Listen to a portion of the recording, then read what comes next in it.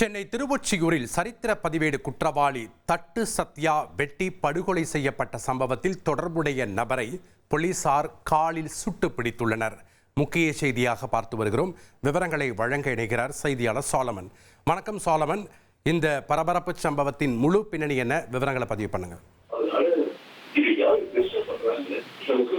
சென்னை நேற்றிரவு சரித்திர பதிவேடு குற்றவாளியான தட்டு சத்யா என்கிற சத்யா என்பவர் வெட்டி படுகொலை செய்யப்பட்டார்.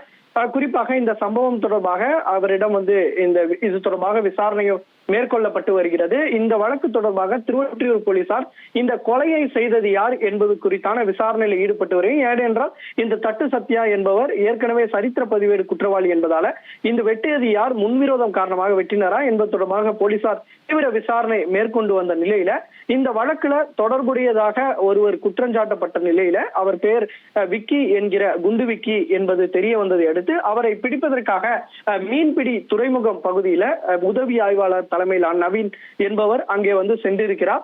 அப்போது பிடிக்க முயற்சி செய்யும் போது அந்த குண்டு விக்கி என்கிற விக்கி என்பவர் திடீரென அவர் பெட்ரோல் குண்டு வீசி தாக்க முயற்சி செய்திருக்கிறார்.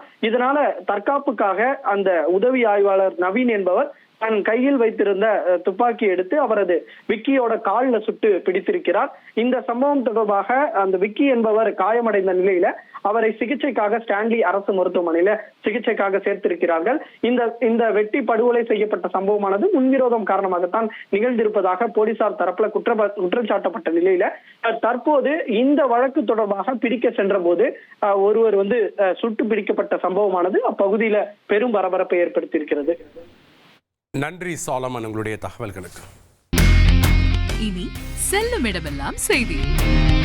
தந்தை டிவியின் வாட்ஸ்அப் சேனலை ஃபாலோ பண்ணினா செல்ல இருக்கும் இடமெல்லாம் செய்தி. இதோ QR கோட் இப்பவே ஸ்கேன் பண்ணுங்க, ஃபாலோ பண்ணுங்க.